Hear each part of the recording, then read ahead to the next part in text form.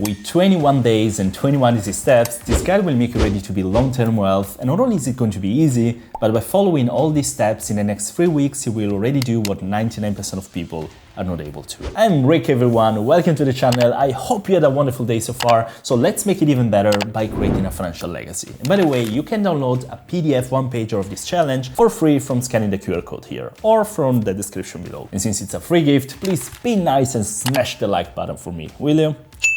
Day number 1, identify your money goals. I know it sounds obvious, but if you don't know exactly what is it that you want to achieve, you're not gonna get anywhere. You need to know how much you wanna have and why. The why is important because the road to wealth is much harder than TikTok gurus make it. So you need a purpose if you wanna make it work. Besides, usually people say, I want $1 million. But when they actually sit down and wonder what is it that they like to have in life, they realize that they actually need much less. So take your first day to set a clear financial goal, put it on paper, and try to put a reason behind it. Day number 2, assess your net worth. Take your second day to assess where you actually stand financially. Do you have debts? Do you have money in your accounts? Do you invest already? It doesn't matter if you're starting from zero. Most successful people have lost everything at least once. So that's the proof that there's always a way to get back up. Take a pen and a paper, be ready to check your accounts, and write down everything you have. Day number 3, find an accountability buddy. You need to find someone that can hit you in the head when you don't stick to your plan. And even better, someone that shares this plan with you.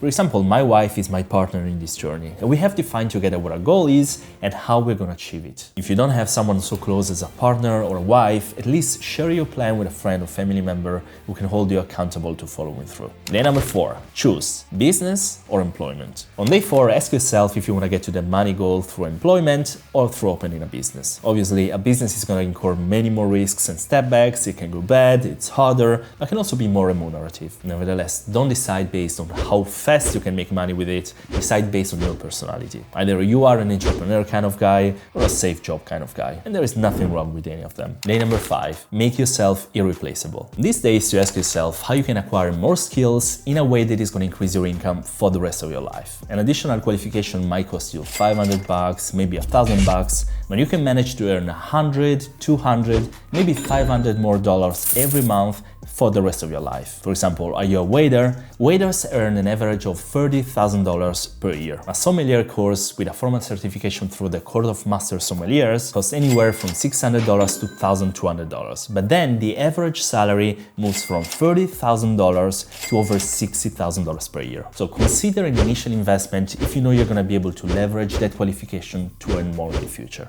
Day number 6. Figure out how long it will take you to get out of debt. If you're in debt, find out how much you owe and define how fast you want to get rid of it. Based on this, you can use a loan calculator like this one from Bankrate to estimate your monthly payment. And if a huge number comes out, you can still take a longer time to pay it off. Day number 7, make a budget. I've chosen to put this step right after that getting out of debt one because when people realize how much they have in debts and how much they have to pay for it, that's usually when they start freaking out and convince themselves to make a budget. So write down on a list all your needs, which are all the expenses that you can't avoid, like rent, groceries, utilities, and look how much they are compared to your income. If they are more than 50% of your salary, you urgently need to check if you can actually downgrade your lifestyle, or if there is something that maybe you were considering a need, but was actually going to the restaurant once a week, or leasing my car for $400 a month. Whatever your needs are, you need to put apart every month at least 10-20% of your income in savings. Day number 8,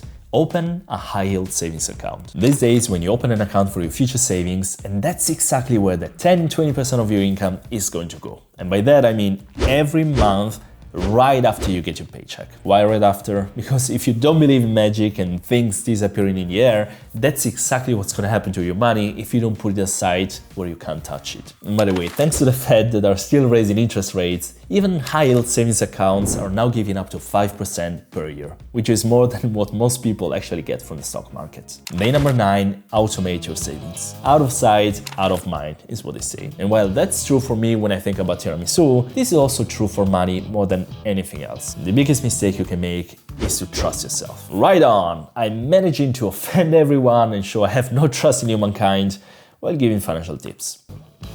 Great, but really, don't trust yourself. You can set up automatic contributions to your savings accounts through your employer's direct deposit system, or you can do it yourself by simply creating an automatic monthly transfer from your checking account to your savings account. Day number 10. Start making coffee at home. Coffee, guys, is one of the greatest money eaters. I mean, would you believe if I told you that by renouncing to a $3 coffee per day, you will become a millionaire in 46 years? Well, that's exactly what you'd have if you invested those $3 a day with a rate of return of 10%. So this is the day in which you buy a coffee machine if you don't already have one, without buying the coffee plus luxury dream maker for $899. Seriously. You can buy one for 30, 50 euros on Amazon. And you decide that you won't waste any more $3, $4, $5 in coffee during breaks at work. And day number 11. Start saving for a short-term goal. This is actually both a step to build discipline and also a way to keep yourself on track on your long-term goals. A short-term goal might be getting to your first $10,000 saved, getting rid of a credit card debt, paying for a course, subscribing to my YouTube channel, whatever it is, start putting away funds for it. By the way, you don't need funds to subscribe to my YouTube channel.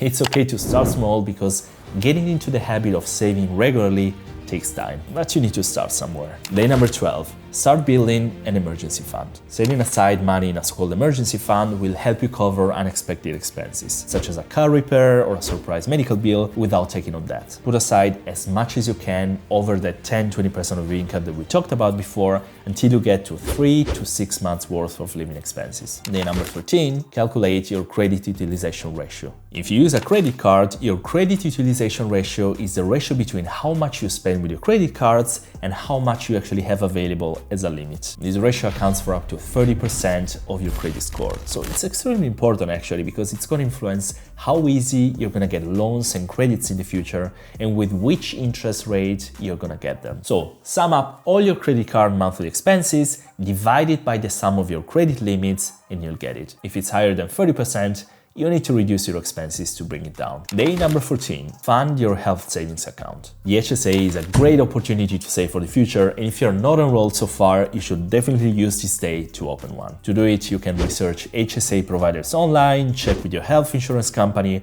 or ask your bank if they offer an HSA option. Whenever you fund into your HSA, lowers your taxable income, your contribution grows tax-free, and as long as you spend it on qualified medical expenses, you won't pay tax when you withdraw it. For 2023, you can contribute up to $3,850 for a single individual and up to $7,750 for a family. Day number 15.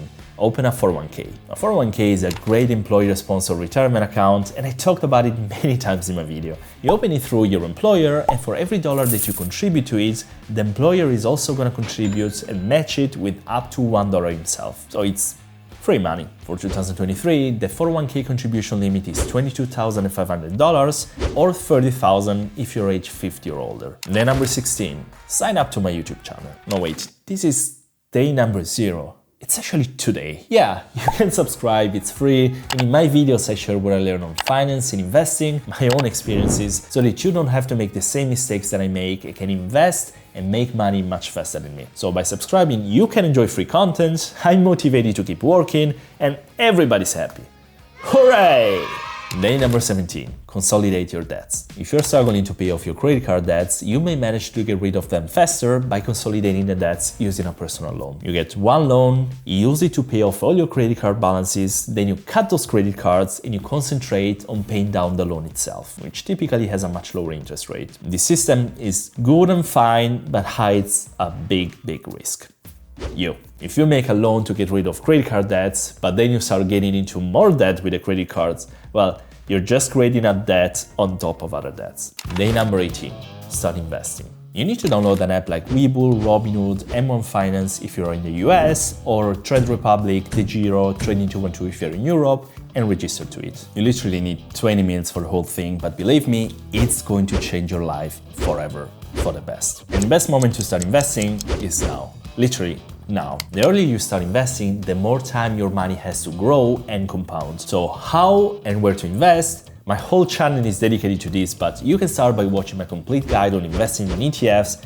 That's right here. And why don't you have to worry at all about stock market crashes or other risks? Well, Schwab made a study that proved that even investing every year in the worst moment makes you achieve double as much wealth as non-investing. I'm going to link a 1-minute short in the description below if you want to know more about this study. It's just 1-minute video, check it out later. Day number 19, open a Roth IRA. On day 19, you need to open a Roth IRA, and you can do that through most brokerage accounts, including the one that you opened yesterday, on day 18. The Roth IRA is a retirement account to which you can contribute after-tax dollars. Your contributions and earnings can grow tax-free, and you can withdraw them tax-free after age 59 and a half. Day number 20, start a side hustle. It's never been easier to boost your income through part-time work. Not only can you earn really good money doing stuff that doesn't even require great skills, but a number of side hustles can be done remotely with a computer and pay as much as $100 per hour. You can also rent out properties you already own, or even just a room with your flat by using Airbnb. The most important thing is,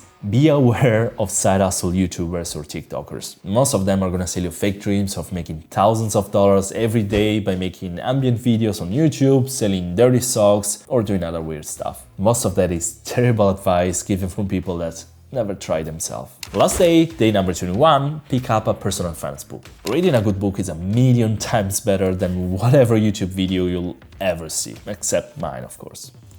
I got a couple of books here just to give you some inspiration. This is Money by Tony Robbins. Wonderful book for beginners.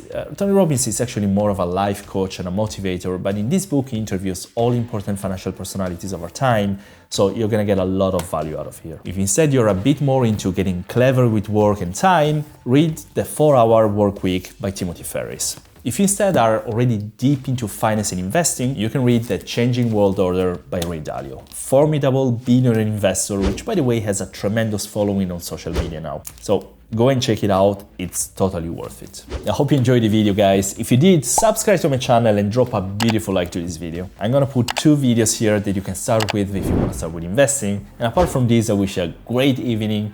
Thank you for watching till the end, and I'll see you in the next video. Ciao.